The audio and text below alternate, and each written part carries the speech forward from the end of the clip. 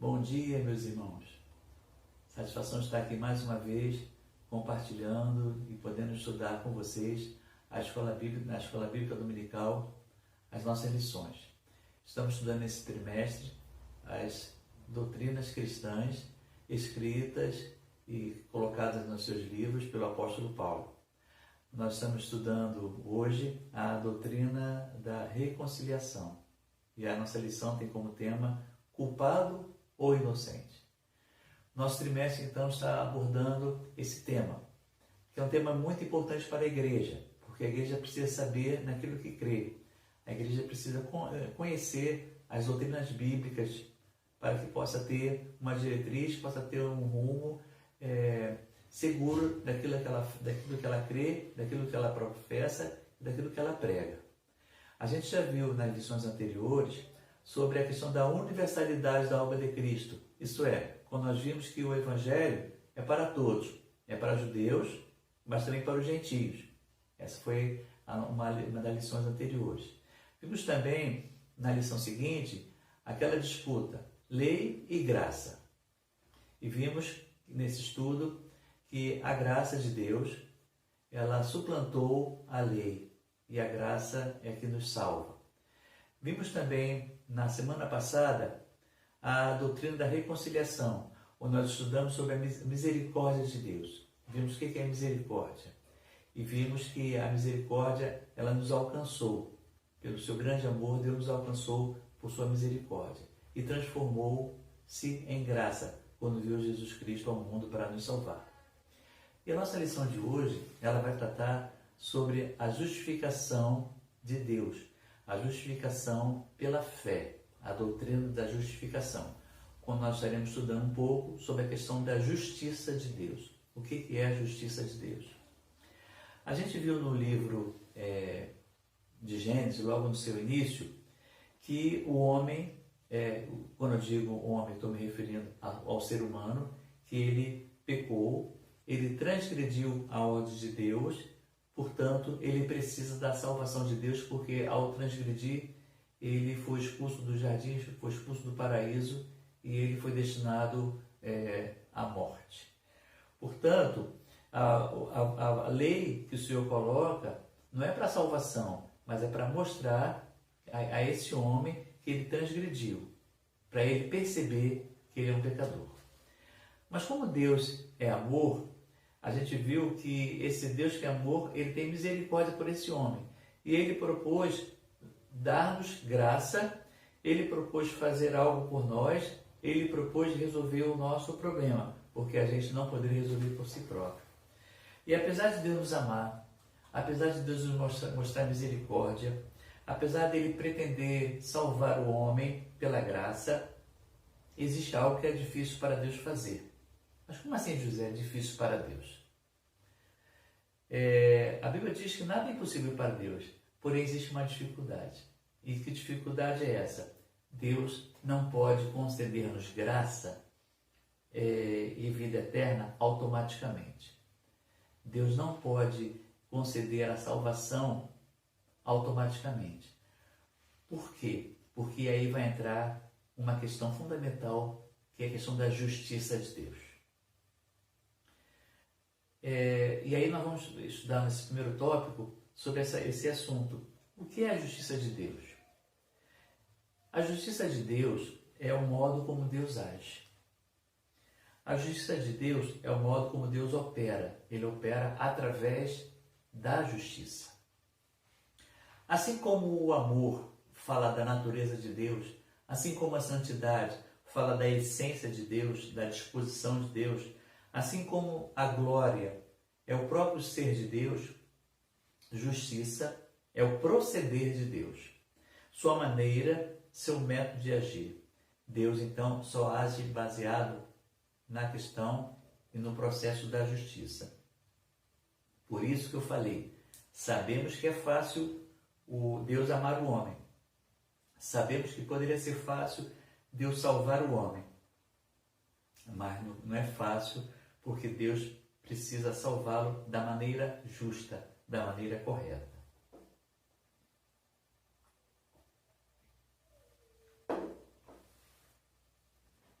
Se Deus não nos amasse, nada poderia ser feito e nós estaríamos invariavelmente perdidos. Estaremos sem esperança. Mas Deus nos amou, Deus teve misericórdia de nós, Ele pretendeu dar-nos graça, porém, se a sua justiça não contasse, Ele poderia dizer assim: bom, você pecou, então eu vou te absolver, eu vou te salvar. Mas não cometer erro de novo, tá bom? Aí vai o homem e erra novamente. Olha, você errou de novo, tá bom, vou te dar outra salvação, vou te salvar novamente. E aí a coisa não poderia ser assim, porque aí reside uma dificuldade. Porque Deus deseja nos salvar, mas Ele tem que fazer de forma legal, Ele tem que fazer de forma justa. O amor de Deus, então, é limitado pela sua justiça, porque Ele não pode contradizer a si próprio. Não é fácil apenas declarar sem erro, não é fácil declarar apenas livre, mas a justiça tem que ser feita, a justiça tem que ser pregada, porque se a justiça não fosse assim, como estaria o universo? Tudo isso estaria acabado. Deus não pode nos salvar-nos a custas de se envolver em injustiça. Deus precisa seguir o caminho da qual Ele mesmo traçou. Deus é justo e Ele só age com justiça. Ele não pode negar a si mesmo. Porque para Deus, embora seja importante nos salvar, mas Deus tem que agir de acordo com o seu caráter. Deus tem que agir de acordo com a sua justiça. Então vocês entenderam quando eu falei da dificuldade de Deus? Porque Ele tem que agir com justiça. E Ele ama o homem, Ele quer salvar o homem, mas Ele precisa agir com justiça. Ele precisa agir de maneira correta. Então ficou essa questão. Mas como vai ser feito? Como é que Ele vai salvar o homem? Como é que Ele vai resgatar esse homem e ao mesmo tempo agir com justiça? Ao mesmo tempo agir ser justo, porque o salário do pecado é a morte. O salário da morte ao homem seria fatal. Como Deus então vai justificar os pecadores sem cometer injustiça? Como Deus vai poder perdoar nossos pecados de maneira justa? O que Ele fez para nos justificar? Esse é o esboço e esse é o início da chamada doutrina da justificação. Há um livro na Bíblia, que é chamado Livro de Romanos, que ele trata desse assunto especificamente, trata desse problema. E nós estaremos fazendo leitura de Romanos, capítulo 3, a partir do versículo 19 até o versículo 26. Peço a você que abra sua Bíblia no livro de Romanos, capítulo 3, a partir do versículo 19. Ok? Já abriu sua Bíblia? Localize o versículo 19. Acompanhe a leitura comigo, por favor. Diz o seguinte a palavra de Deus. Ora, sabemos que tudo que a lei diz, aos que vivem na lei o diz, para que se cale toda a boca e todo mundo seja culpável perante Deus. Visto que ninguém será justificado diante dele por obras da lei, em razão de que, pela lei, vem o pleno conhecimento do pecado. Versículo 21. Mas agora, sem lei, se manifestou a justiça de Deus, testemunhada pela lei e pelos profetas. Versículo 22. Justiça de Deus mediante a fé em Jesus Cristo, para todos e sobre todos os quais crerem, porque não há distinção. Versículo 23. Pois todos pecaram e carecem da glória de Deus. 24.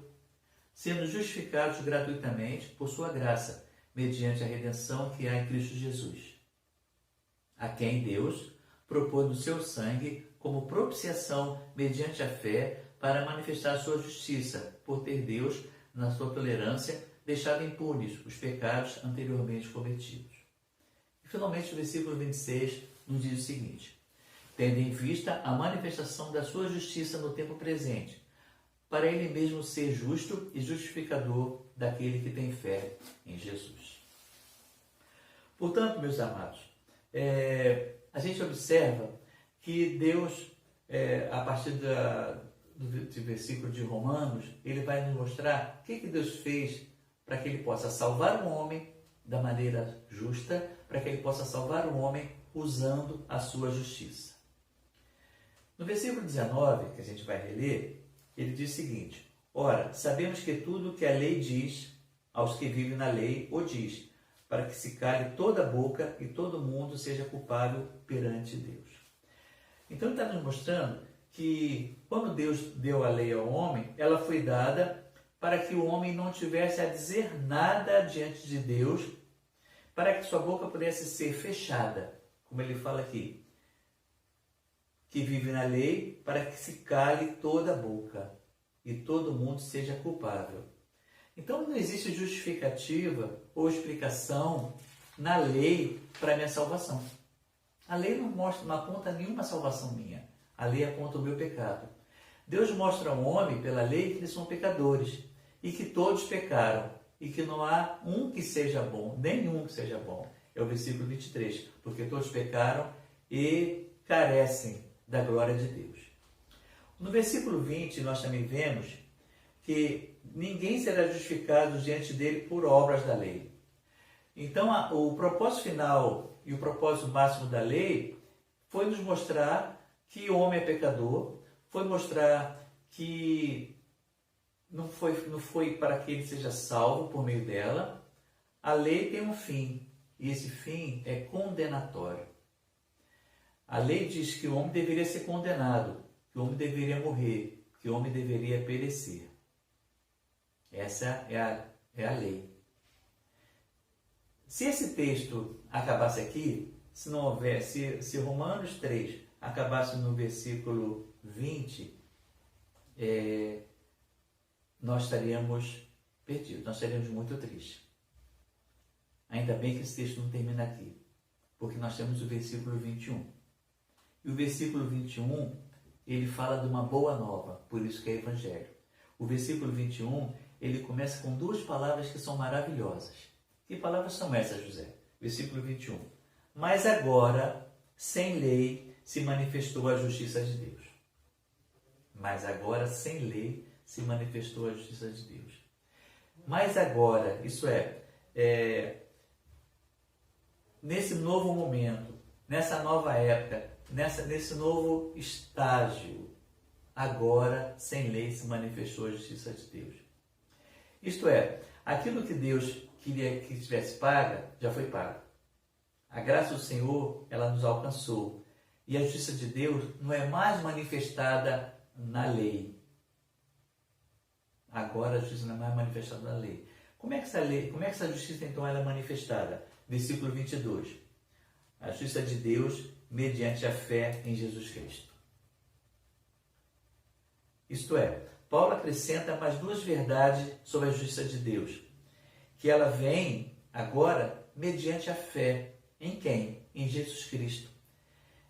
E no versículo 22 ainda diz que ela foi oferecida a todos os homens, para todos e sobre todos os homens. Isto é, a justiça de Deus agora mediante a fé, e não mais mediante a lei, ela é para todos, porque todos têm necessidade dela.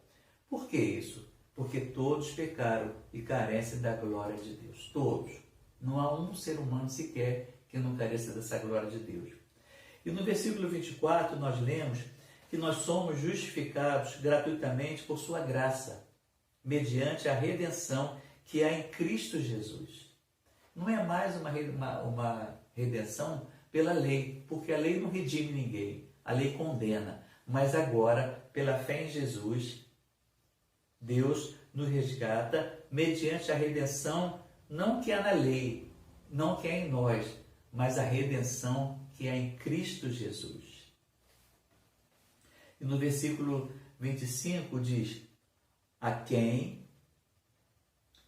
Deus propôs no seu sangue como propiciação mediante a fé para manifestar a sua justiça, por ter Deus, na sua tolerância, deixado impunes os pecados anteriormente cometidos.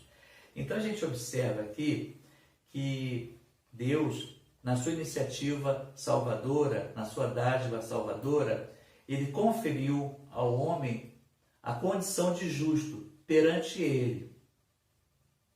Ele justificou o injusto pela fé em Cristo Jesus. A palavra justificação, ela é um termo jurídico, ela é um termo usado nos tribunais. A palavra justificação, ela tem como contrário, como oposição, como antônimo, a palavra condenação. Condenação é o contrário de justificação. Então, justificado quer dizer absolvido. Condenado quer dizer culpado. E aqui diz que nós somos e fomos absolvidos perante Deus. Nós fomos justificados perante Deus, isso é, absolvidos perante Deus. Porque Deus justifica os pecadores hoje pela fé em Cristo, antecipando o seu próprio julgamento final. Então, aquele julgamento final, que Deus julgará todos os homens, toda a terra, no seu juízo final, ele já antecipa esse julgamento, nos absolvendo hoje pela fé em Cristo Jesus. Então, essa absolvição, ela é eterna. Por isso, irmãos, não cabe aqui a gente pensar na perda da salvação. Porque como é que eu posso ser absolvido e condenado, absolvido de novo e condenado? Vocês estão vendo que esse argumento da perda da salvação, ela cai?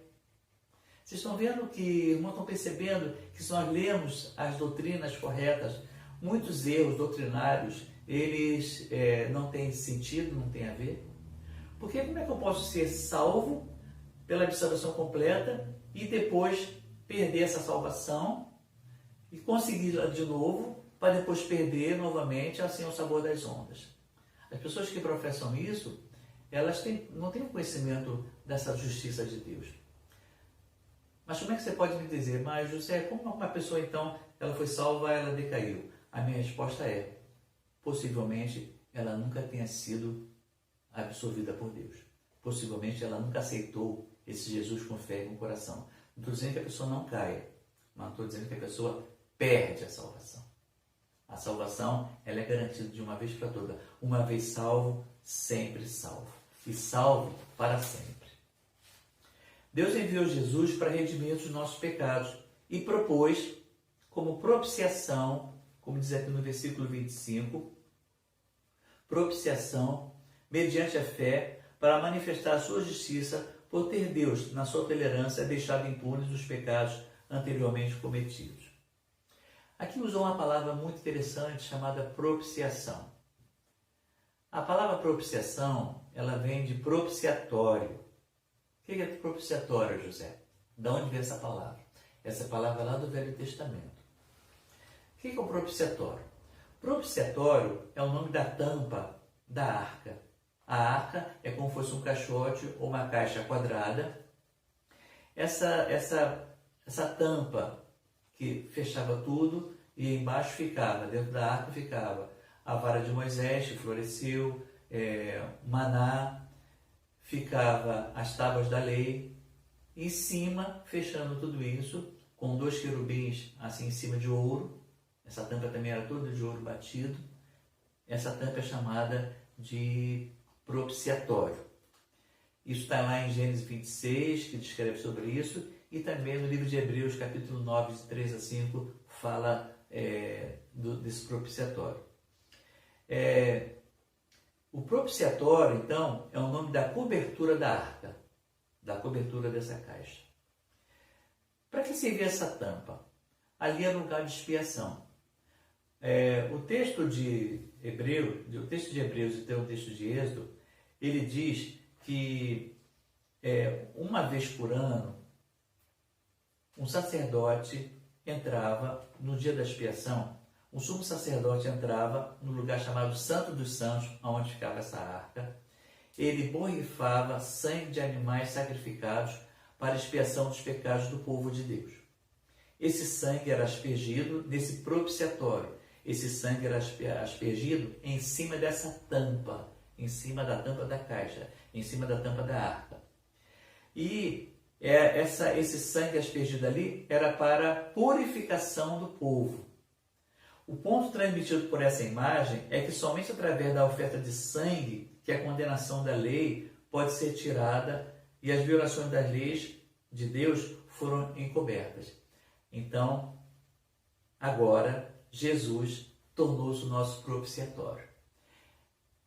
Com isso, por meio do seu sangue, como garantia, Deus propôs Jesus como propiciatório. E agora podemos achegar a Deus pela fé, e Deus não pode fazer outra coisa senão derramar graça sobre nós.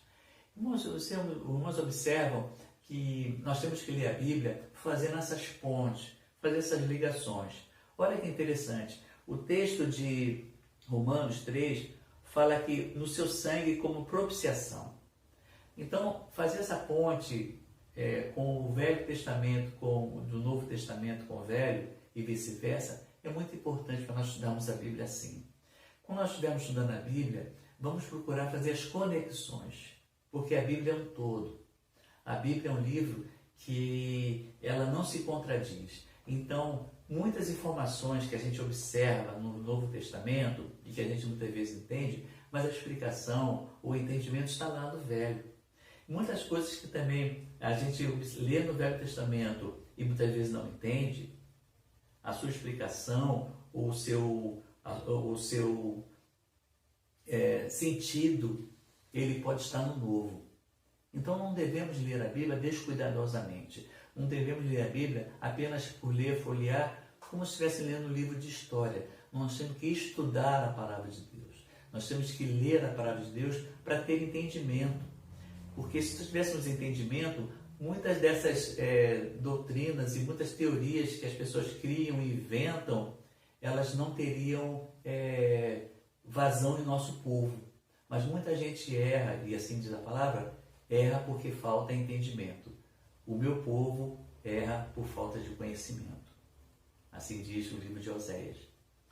Portanto, olha que interessante, Jesus como nosso propiciatório, porque por meio do seu sangue, Deus, como garantia, propôs Jesus para nos achegarmos a Ele pela fé.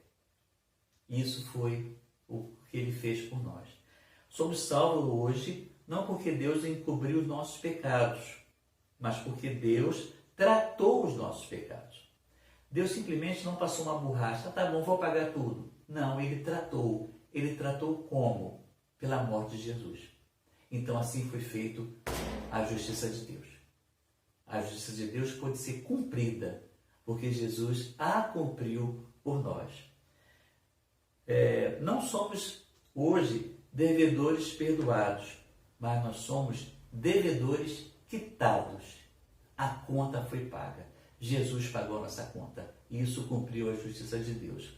Por isso que eu falei no início da nossa lição, irmãos, que Deus não pode negar-se a si mesmo. Ele não poderia nos salvar sem que houvesse a sua justiça feita. E por amor de nós, e como Ele sabia que para nós era impossível, Deus se fez carne e habitou entre nós, e o seu Filho, Jesus Cristo, morreu por nossos pecados. E a questão do perdão, como é que fica? Justificação e perdão são sinônimos? Justificação e perdão é a mesma coisa? Eu quero observar, primeiramente, que perdão ele tem um sentido negativo. Não que perdão seja negativo, mas o sentido dele é negativo. Porque perdão significa a absolvição de uma penalidade. Quando você dá o perdão, é porque existe uma penalidade, existe uma dívida, e isso é perdoado, é esquecido. Agora, a justificação tem um sentido positivo. Por quê? Justificação é declarar alguém justo, é dar ao pecador o direito de se declarar sem culpa. Justificação, portanto, não é meramente liberar de um castigo, igual ao perdão, mas justificação é absolver do castigo. Justificação é declarar que não existe mais nenhuma base para aplicação de castigo. Não é simplesmente perdoar, é absolver, é quitar. Portanto, justificar é considerar, é declarar alguém justo, uma pessoa que é justa. E também justificação não é santificação, que é outro erro também que muitas vezes a gente comete. Porque a gente acha que uma pessoa que aceitou Jesus e foi justificada, ela está salva. mas a santificação, ela começa ali. Ali vai iniciar o seu processo da santificação. Ali vai se iniciar o processo de crescimento. Ali vai iniciar o processo do seu desenvolvimento espiritual. A gente muitas vezes se espanta quando uma pessoa nova convertida, ela cai ou ela faz alguma situação. Poxa, mas fulano não é da igreja? E como é que ele está fazendo isso? Sim, ele é da igreja, ele aceitou Jesus, mas ele está salvo, porque a salvação é um ato. A salvação é um ato justificado quando Deus justifica. Porém, ele vai partir agora para um processo, como nós passamos, de crescimento. E um bebê, ele não nasce crescido. Um bebê, ele nasce pequenininho, vai se desenvolvendo. Portanto, santificação é um processo que se inicia no ato de fé, se inicia na regeneração. Portanto, justificação é mais do que perdão. Justificar é mais do que perdoar, é absolver completamente. Concluindo então, meus irmãos, sobre a doutrina da justificação. Isso me faz lembrar a história.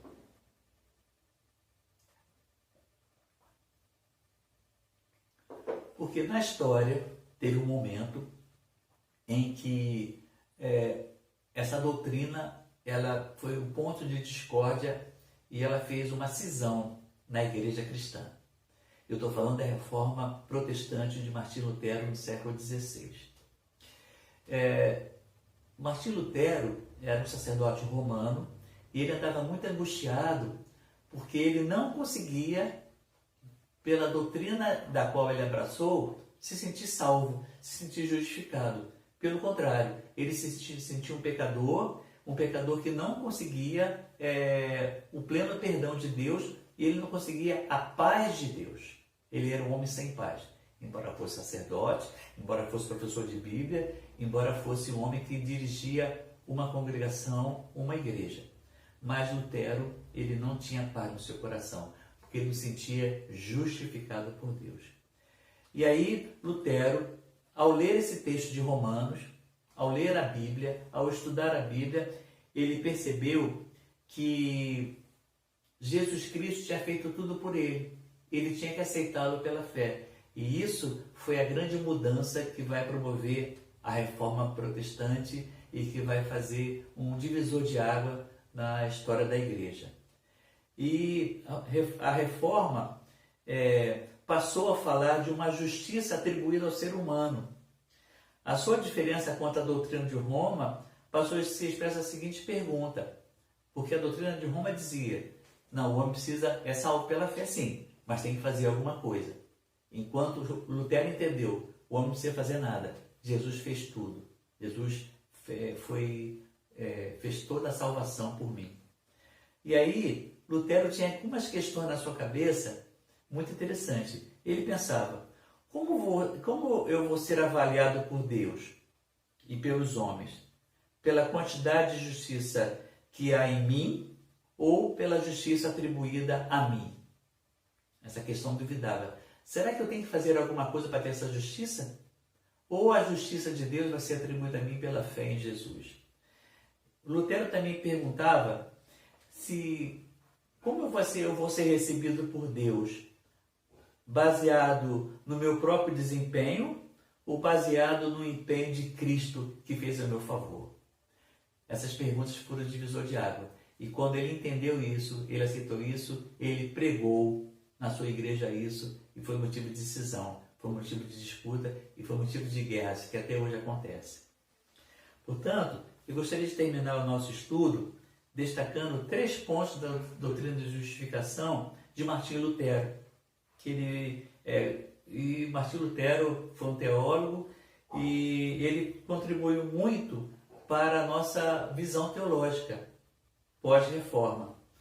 E Martinho Lutero, ele fez com que houvesse uma rupção, um rompimento, uma ruptura em relação ao catolicismo romano, que dura até hoje. A primeira coisa que o Lutero descobriu foi que a justiça salvadora, ela não é punitiva.